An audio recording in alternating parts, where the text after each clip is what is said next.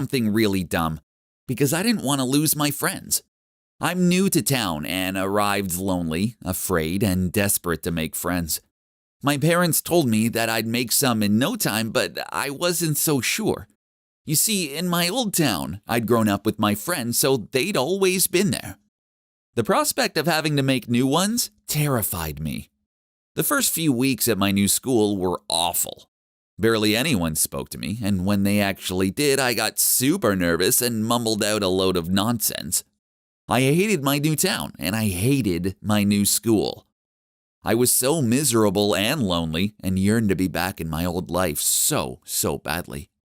Then one day, as I was walking home from school, this boy called Tony, who was in my geography class, began talking to me. "Hey, new kid, how's it going?" he asked. "Good, thanks."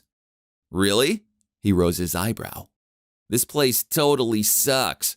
"Yeah, I guess." I smiled nervously. "It does, which is why me and my friends skip lots of lessons. Are you in?" he asked. I wasn't the skipping school type, but I longed for a friend so badly that I nodded back at him in agreement. He gave me a time and a place and left. The next morning, instead of walking to school, I went to the park where Tony had told me to meet him, and I waited for him to show up. Tony and his two friends arrived 10 minutes late.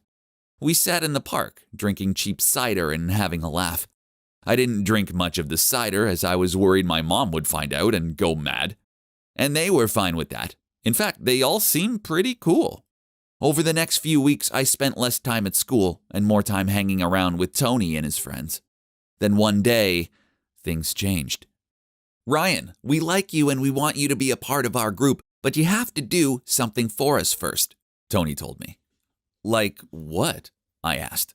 "Something to prove that you're one of us. It's just a simple initiation test. You'll do it easy.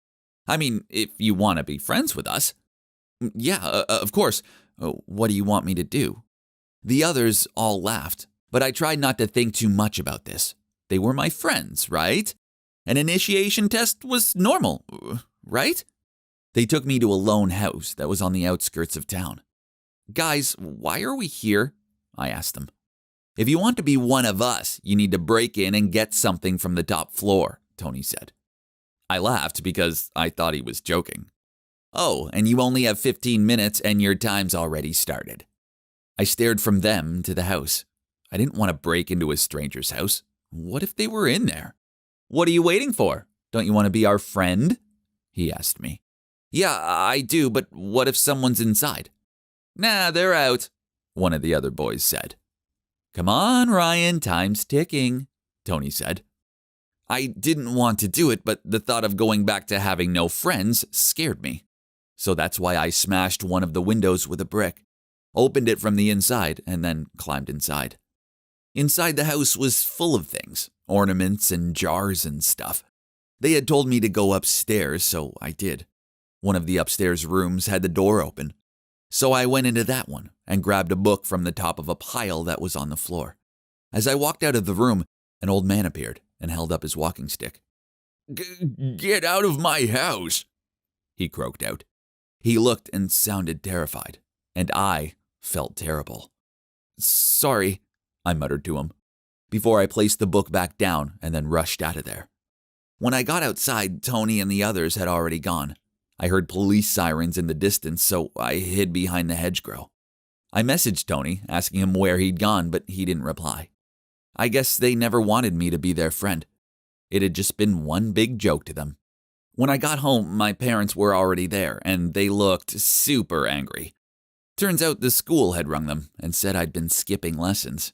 I ended up telling them everything that had happened and said that I'd only done it because I was so lonely. They looked really disappointed in me and grounded me for a month. "Ryan, you're a good person who deserves good friends." "Those boys weren't that. They were just using you," my mom frowned. "Not only that, but you terrified an old man and also could have ended up with a criminal record." "Yeah, I know," I sighed. "I messed up." We all make mistakes. It's how we learn from them and fix them that counts. I felt really bad about what I'd done. So with my parents' permission, I started doing lots of odd jobs for my neighbors, like mowing their lawns and painting their fences. When I'd made enough money to cover the costs of a broken window, I put it in an envelope with a note explaining what I'd done and why. I posted it to the old man. I hope he knows that I'm no threat to him and how truly sorry I am for what I did. What I did was wrong, and I massively regret it. I have made a few new friends now, and I know they'd never ask me to do anything bad like that. It's normal to want to impress our friends, but true friends don't need impressing. I know that now. Thanks for listening to my story. If you enjoyed it, please like this post. Please leave a message telling me what you think.